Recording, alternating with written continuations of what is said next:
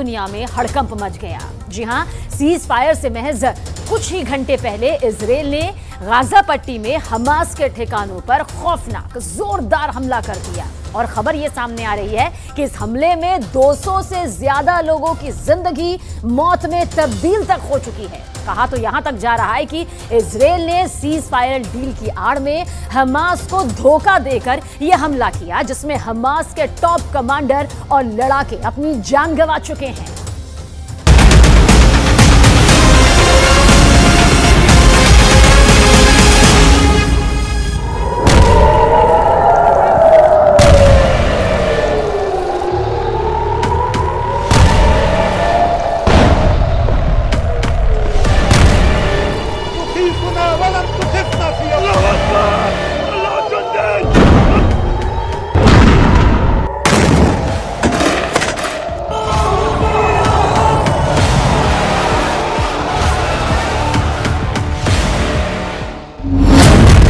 मार दिए 200 फिलिस्तीनी, सीज फायर की उड़ाई धज्जियां।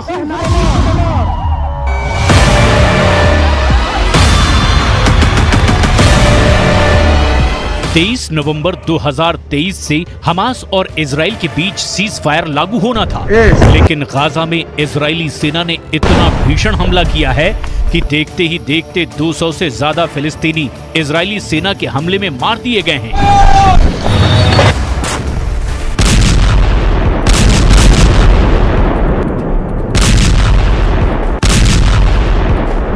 सीज फायर लागू होने से महज कुछ घंटे पहले हुए इस हमले ने हमास के होश उड़ा दिए हैं।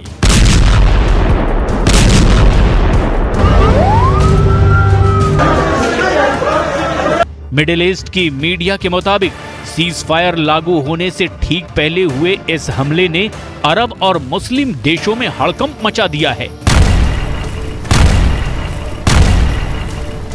जबकि अमेरिका के राष्ट्रपति बाइडेन अब इस बात से खौफ में हैं कि कहीं सीज फायर की डील टूट ना जाए।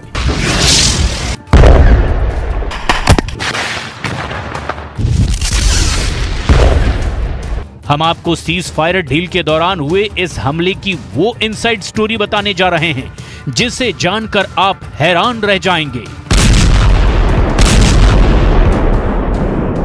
क्योंकि 4 दिन के सीज फायर से सबसे ज्यादा फायदा हमास को होने जा रहा था।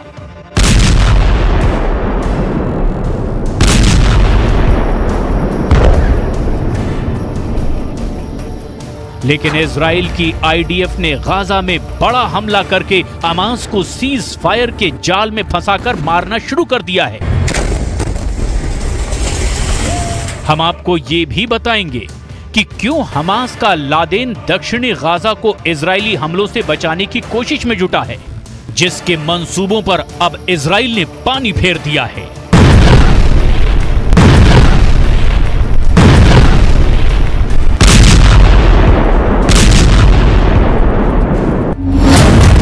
गाजा में भीषण हमला, भाग गया हमास का लादेन।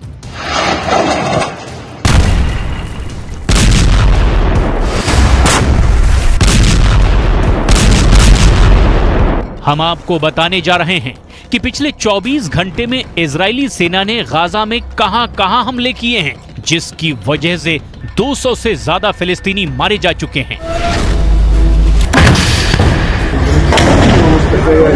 और क्यों खान यूनिस के कसाई के नाम से मशहूर हमास का top leader Yahya Sinwar Israeli हमले के बाद भाग गया है। लेकिन उससे पहले ये जान लीजिए कि 1.5 महीने से ज्यादा की जंग में अब तक के 13,000 से ज्यादा फिलिस्तीनी मारे जा चुके हैं।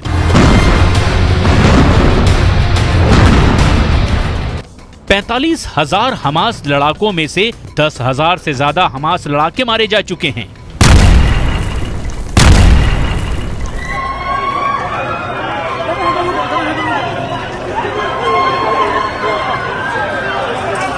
इजरायली सेना अब तक 80 मीटर गहराई में मौजूद हमास के 400 सुरंगों को तबाह कर चुकी है।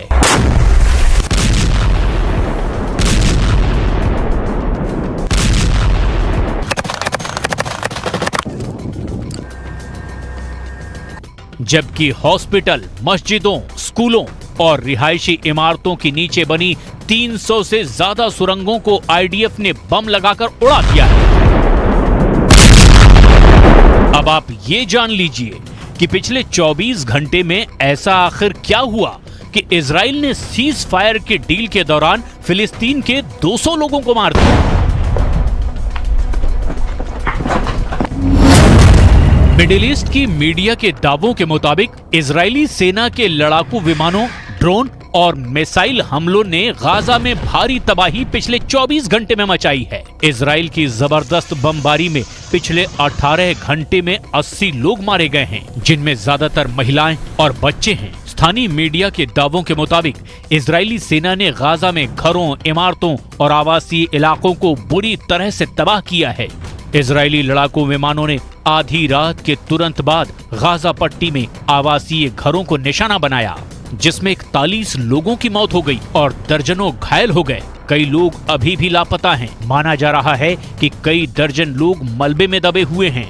गाजा शहर के शेख राडवान में 2 घरों पर हवाई हमलों में कम से कम 10 नागरिकों की मौत हो गई है, जबकि आधा दर्जन बुरी तरह से घायल हुए हैं। इस हमले से पहले उत्तरी शहर जबालिया में इजरायली बमबारी में दर्जनों लोग मारे गए थे। गाजा अधिकारियों के मुताबिक 4 दिनी सीज फायर समझौते के बाद इजरायली सेना ने हमले तेज कर दिए हैं। गाजा में हमास के समझौते के बाद हमलों की ताजा लहर तब आई, जब इजरायली सैनिकों ने लगातार तीसरे दिन गाजा पट्टी के उत्तर में इंडोनेशियाई अस्पताल को घेर रखा है।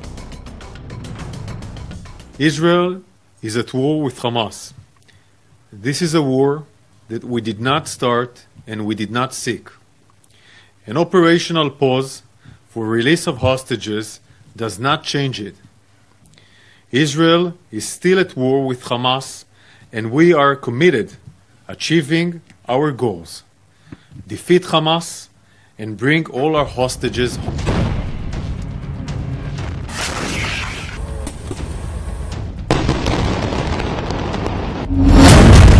मार दिए 200 फिलिस्तीनी, सीज फायर की उड़ाई धज्जियां।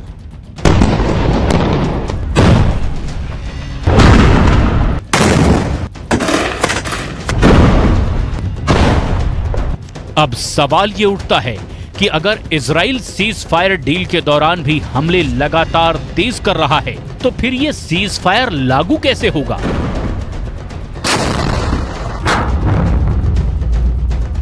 पश्चिमी मीडिया के दावों के मुताबिक सीज फायर का फायदा हमास के लादेन के नाम से मशहूर याह्या सिनवार उठाना चाहता है। इजराइल के एक अखबार के दावे के मुताबिक इजराइल के रक्षा विभाग के अधिकारियों को लगता है कि गाजा में हमास का चीफ याह्या सिनवार दक्षिणी गाजा पट्टी में मानवीय संकट का फायदा उठाने की कोशिश में है। इस रणनीति के तहत खान यूनिस का लादेन कहा जाने वाला याह्या सिनवार इजरायली रक्षा बलों पर इतना अंतर्राष्ट्रीय दबाव डालना चाहता है कि आगे अपने अभियान को तेज न कर सके।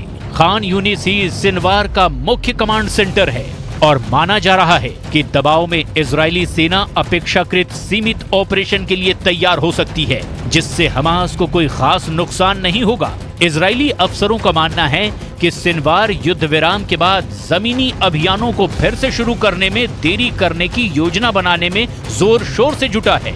आप कुछ पॉइंट्स से समझ लीजिए। हमास का लादेन याह्या सिनवार उत्तरी गाजा की बजाय दक्षिणी गाजा को बचाने पर क्यों जोर दे रहा है? गाजा में भीषण हमला, भाग गया हमास का लादेन।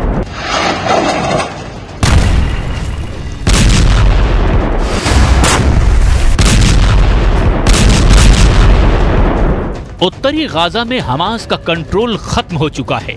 अब दक्षिणी गाजा में ही हमास काफी हद तक इजरायली सेना को टक्कर देने की कोशिश में है। इजरायली मीडिया के दावों के मुताबिक सीज फायर के दौरान आईडीएफ बेहद सीमित ऑपरेशन दक्षिणी गाजा में ही कर पाएगी। खान यूनिस या राफा को निशाना बनाने की बजाय इजरायली सेना नुसेरात, अल बुरायज और दील अल बलाह जैसे इलाकों पर ही सीमित हमले कर पाएगी। इजरायली सेना दक्षिणी गाजा पट्टी में गैर मानवीय क्षेत्रों में सीमित अभियान चलाने को मजबूर हो जाएगी और इसका नुकसान आईडीएफ को ये होगा कि हमास इजराइल के भीषण हमलों से बच जाएगा और हमास का लादेन याह्या सिनवार एक बार फिर से दक्षिणी गाजा में हमास की सैन्य ताकत को मजबूत कर देगा। इजरायली मीडिया का ये भी दावा है कि इसीलिए दक्षिण गाजा के खान यूनिस शहर के आसपास इजरायली सेना सैकड़ों टैंक तैनात करने जा रही है। और इजरायल युद्ध में सीज फायर पर सस्पेंस बरकरार है और इस बीच इजरायल के प्रधानमंत्री बेन्यामिन नेतन्याहू ने एक ऑर्डर भी जारी किया। इस ऑर्डर के मुताबिक खुफिया agency Mossad super active mode में आ गई है। मोसाद हमास के उन टॉप लीडर्स की लिस्ट तैयार कर रही है जो विदेशों में छिपे बैठे हैं। मोसाद को टास्क मिला है कि वो हमास के इन लीडर्स की तलाश करे और उन्हें चुन चुन कर मौत के घाट उतार दे। बेन्यामिन नेतन्याहू के फरमान ने हमास के आकाओं के जहन में खौफ ही खौफ भर दिया।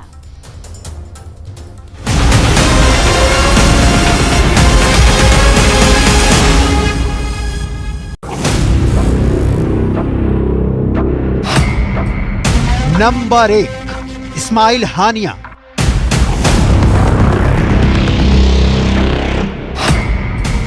Number 2 Yahya Sinwar,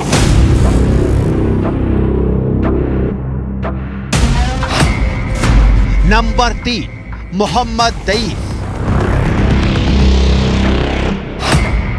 number 4 Khalid मशा,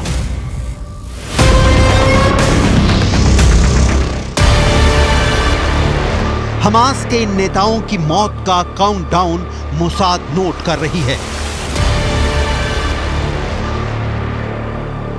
Israel भले ही गाजा में सीज फायर पर उम्मीदों वाले दांत दिखा रहा हो, लेकिन उसका असली दांत अब हमास के विदेशों में छिपे नेताओं के खिलाफ दिखने वाला है। हमास के आकाओं की अब खैर नहीं है। इजरायल ने हमास नेताओं की मौत का फरमान जारी कर दिया है। हमास के ये नेता कहां छिपे हैं, इसकी पूरी डिटेल दस्तावेजों की रोशनी में आपको दिखाएंगे। वॉर रूम में बेन्यामिन नेतन्याहू, फौज के बीच बेन्यामिन नेतन्याहू, और अब दुनिया के नक्शे से हमास को साफ करने का ऐलान।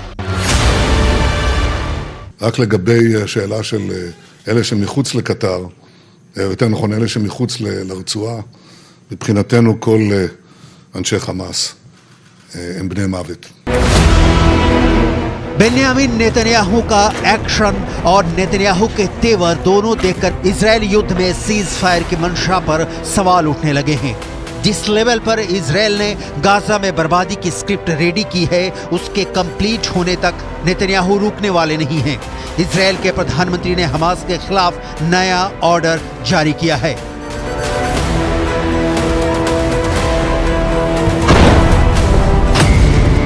इजरायल के प्रधानमंत्री बेन्यामिन नेतन्याहू ने खुफिया एजेंसी मोसाद को नया टास्क दिया है। ये टास्क है हमास के आतंकियों को वो चाहे दुनिया में कहीं भी छिपे हों चुन चुन कर मारना। मोसाद टारगेट किलिंग के लिए जाना जाता है। दुनिया भर में मोसाद ने मजबूत नेटवर्क तैयार किया है। दुनिया भर में मोसाद के एजेंटों को जिम्मेदारी दी गई है कि हमास के एक एक आतंकी का पता लगाओ और उन्हें मौत की नींद सुला दो। 7 अक्टूबर को मोसाद फेल हो गई ये पता लगाने में कि हमास इजरायल पर हमला करने वाला है। दुनिया भर में मोसाद की ताकत पर सवाल उठे, लेकिन मोसाद ने इसका जवाब गाजा में दिया। मोसाद इस वक्त फुल ऑन एक्टिव है। गाजा के गली गली में इजरायल के सीक्रेट एजेंटों का पहरा है। हमास की करीब 500 किलोमीटर लंबी बिछी गाजा की सुरंगों का चप्पा चप्पा छान मार रहे हैं मोसाद के टॉप एजेंट। मोसाद अपने 7 अक्टूबर की नाकामी का बदला हमास से ले रहा है। गाजा में तो मौत बांट ही रहा है, अब मोसाद विदेशों में छिपे हमास के लीडरों को मौत की नींद सुलाएगा। हमास का एक भी टॉप का लीडर इस वक्त गाजा में नहीं है। याहिया सिनवार या इस्माइल हानिया जैसों को पकड़ने या उनके मौत या उनके खात्मे के लिए मोसाद को दूसरे देशों में ऑपरेशन चलाना होगा। मोसाद का रिकॉर्ड बताता है कि इस काम में मोसाद माहिर है। אני רוצה להיות ברור. המלחמה נמשכת. המלחמה נמשכת. אנחנו נמשיך בה עד שנשיג את כל מטרותינו. להשיב את כל חטופינו, לחסל את החמאס, ולהבטיח שביום שאחרי החמאס לא ישלוט בעזה גורם שתומך בטרור, שמחנך את ילדיו לטרור, שמשלם למחבלים או לבני משפחותיהם. עזה לא תהווה יותר איום על ישראל. पूरी दुनिया जानती है कि इजराइल ने गाजा पर जब जब हमला किया है, गाजा छोटा होता गया है। इस बार भी होना तय है, लेकिन सिर्फ गाजा में हमास के खात्मे से इजराइल का ये परमानेंट दुश्मन नेस्तो नाबूद नहीं हो सकता। ये बात बिल्कुल क्लियर है। हमास के कंप्लीट अंत के लिए उन लीडरों को टारगेट करना होगा जो गाजा या वेस्ट बैंक में नहीं रहते। ये देखना बहुत दिलचस्प होगा कि आखिर हमास की ये टॉप नेता ऐसी कौन सी जगह पर रहते हैं जिसे लेकर इजराइल की जवाबी कार्रवाई का उन्हें कोई डर नहीं है।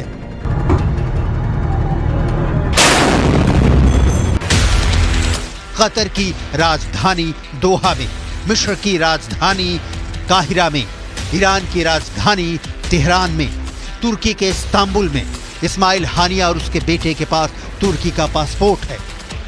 हमास के ये हुक्मरान जिस देश में रहते हैं उसके सरकारी पैसों पर मौज करते हैं।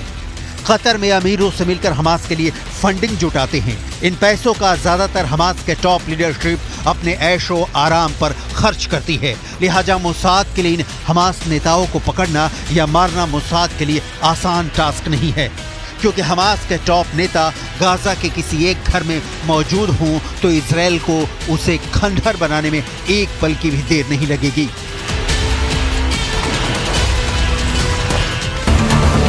इजराइल का जासूसी जाल इतना बड़ा है कि उसमें बड़े से बड़े फंस जाते हैं।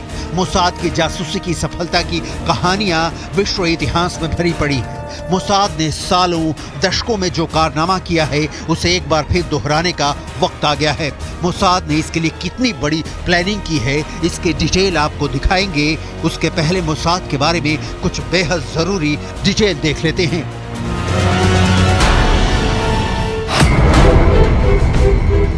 3 बिलियन के सालाना बजट और 7,000 मंजे हुए कर्मियों के साथ दुनिया भर में अजय और किलिंग मशीन के नाम से मशहूर और अमेरिका की खुफिया एजेंसी यानी सेंट्रल इंटेलिजेंस एजेंसी के बाद सबसे सशक्त खुफिया एजेंसी है मोसाद। मोसाद का खुफिया जानकारी जुटाने, गुप्त ऑपरेशनों को अंजाम तक पहुंचाने और आतंकवाद का मुकाबला करने में कोई सानी नहीं है।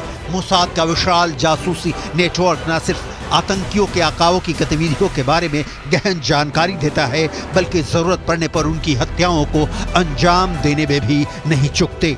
वेस्ट बैंक में रची गई साजिशों को नाकाम किया, दुबई में कथित तौर पर हमास के चरमपंथियों का खात्मा किया और ईरान में घुसकर ईरानी परमाणु वैज्ञानिकों पर हमला करके उन्हें मौत की नींद सुला दिया।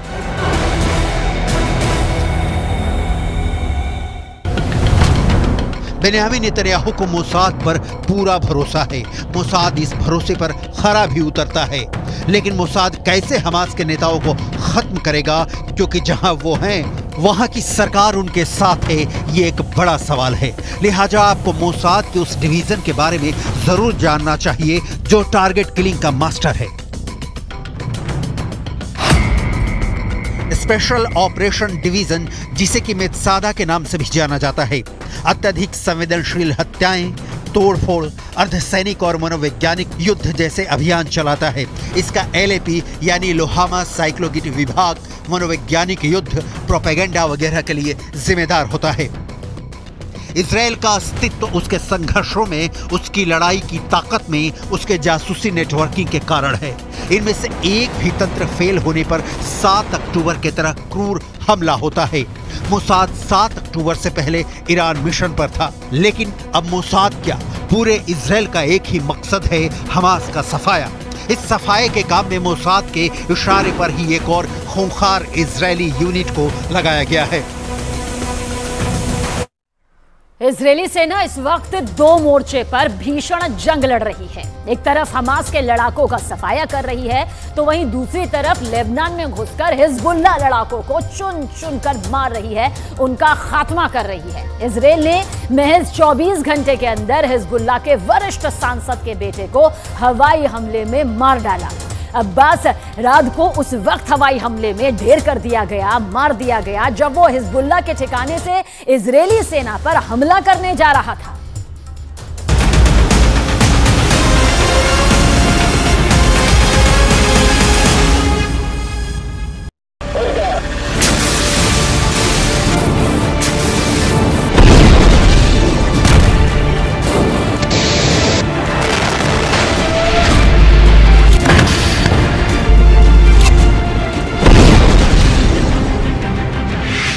खून से लथपथ हिजबुल्ला इजराइल ने घुसकर मारा।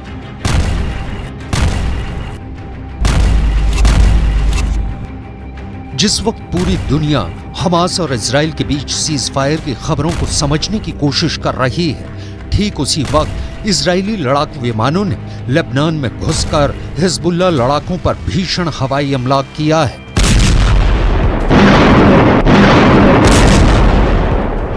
से 25 लड़ाकू विमानों ने हिजबुल्ला के उन ठिकानों पर सटीक हमला किया है जहां से पिछले 24 घंटे में उत्तरी इजराइल पर हमले हो रहे थे।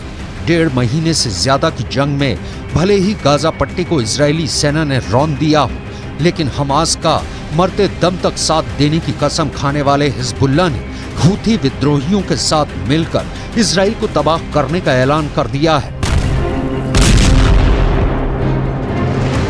लेकिन वहीं दूसरी तरफ इजराइल की स्पेशल फोर्स और घातक हवाई लड़ाकों ने लेबनान बॉर्डर पर हिजबुल्ला की रीढ़ तोड़ना शुरू कर दी है।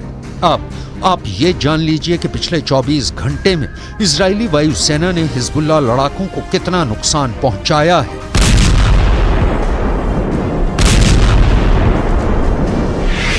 मारा गया हिजबुल्ला के सांसद का बेटा अब्बास। इजरायली सेना ने लेबनान के विद्रोही गुट हिजबुल्ला पर अपने हमले बेहद तेज कर दिए हैं। ईरान समर्थित हिजबुल्ला का दावा है कि 22 नवंबर को इजरायली हमले में उसके 5 लड़ाके मारे गए हैं। इनमें हिजबुल्ला के वरिष्ठ सांसद का बेटा भी शामिल है। हिजबुल्ला ने बयान जारी कर बताया कि इजरायली हमले में हिजबुल्ला के संसदीय गुट के प्रमुख मोहम्मद राद के बेटे अब्बास राद की मौत हुई है। हिजबुल्ला की ओर से मारे गए 4 दूसरे लड़ाकों की पहचान और फोटो भी जारी की है। मोहम्मद राद के परिवार से जुड़े एक सदस्य के मुताबिक हिजबुल्ला के वरिष्ठ सांसद मोहम्मद राद के बेटे अब्बास राद को बीट याहून के एक घर में इजरायली हवाई हमले में मार गिराया गया। इस हमले के दौरान कई लड़ाकों की दक्षिण लेबनान के बीट याहून में एक घर पर मौत हुई। हिजबुल्ला के संसदीय गुट के प्रमुख मोहम्मद राद के बेटे अब्बास राद का मारा जाना हिजबुल्ला के लिए बहुत बड़ा नुकसान माना जा रहा है। बेशक हिजबुल्ला पर इजराइल ने ताबड़तोड़ हमले करके उसके ठिकानों को तबाह कर दिया हो, लेकिन यह भी सच है कि हमास की तरह हिजबुल्ला इजराइल के सामने जरा भी कमजोर नहीं है। हिजबुल्ला के पास ईरान से मिली घातक मिसाइलें और रॉकेट मौजूद है। 65,000 हिजबुल्ला के लड़ाके अमेरिकी और इजराइल की स्पेशल फोर्स की तरह ट्रेंड है, जो इजराइल में घुसकर हमला कर सकते हैं। यही वजह है कि हिजबुल्ला चीफ हसन नसरुल्लाह पिछले 2 हफ्तों से इजराइल को धमकी दे रहे हैं कि अगर गाजा में इजराइल ने हमले बंद नहीं किए तो फिर इजराइल को खून के आंसू रोने पड़ेंगे।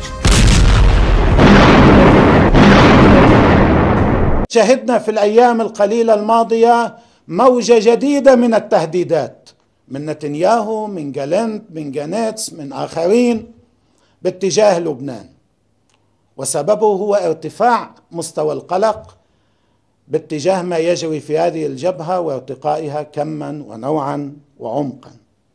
طبعا نحن سنستمر في هذا الموقف في هذا الأداء.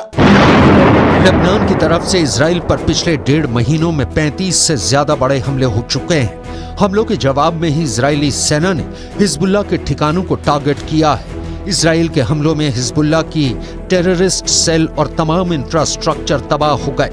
अब तक इजरायली हमले में लेबनान में 107 लोग मारे गए हैं। इनमें से 14 नागरिक हैं। अगर हम हिजबुल्ला के लड़ाकों की बात करें, इजराइल से जंग में अब तक हिजबुल्ला के 79 लड़ाके मारे जा चुके हैं। इसके अलावा इजराइल ने सीरिया में भी हिजबुल्ला के 7 लड़ाके मार दिए हैं। वहीं हिजबुल्ला के हमलों में इजराइल के 6 सैनिक और 3 नागरिकों की अब तक मौत हो चुकी है। אני כבר רואה את האזרחים של עזה הולכים עם דגלים לבנים לאורך החוף ונעים דרומה. וחיזבאללה גורר את לבנון למלחמה שעלולה לקרות. והוא עושה טעויות. אם הוא יעשה טעויות מהסוג הזה כאן, מי שישלם את המחיר זה קודם כל אזרחי לבנון. מה שאנחנו עושים בעזה אנחנו יודעים לעשות בביירות. वहीं दूसरी तरफ पिछले 18 घंटे में इजरायली वायुसेना ने गाजा पट्टी से लेकर लेबनान बॉर्डर तक हमास और हिजबुल्लाह के लड़ाकों की लाशें बिछा दी हैं। महज 1 घंटे के अंदर इजराइल ने हमास के 100 लड़ाकों को भयानक धमाकों से उड़ा दिया है।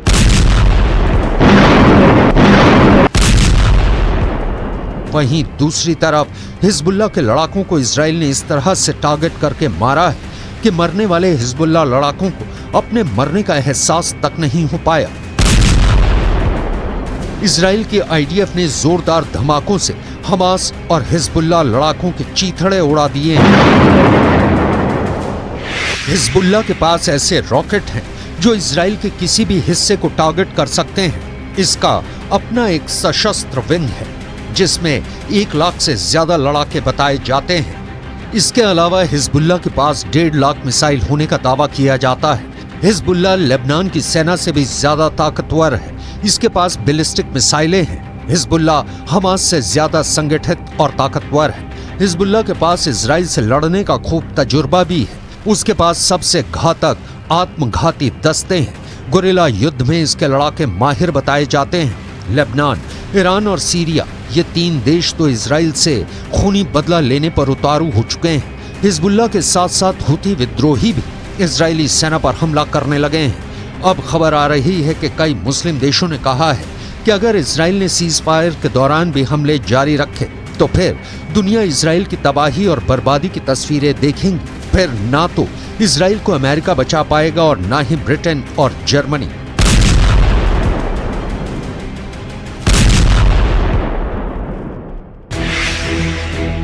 हिजबुल्लाह हुती का हमला, नक्शे से मिटेगा इजराइल।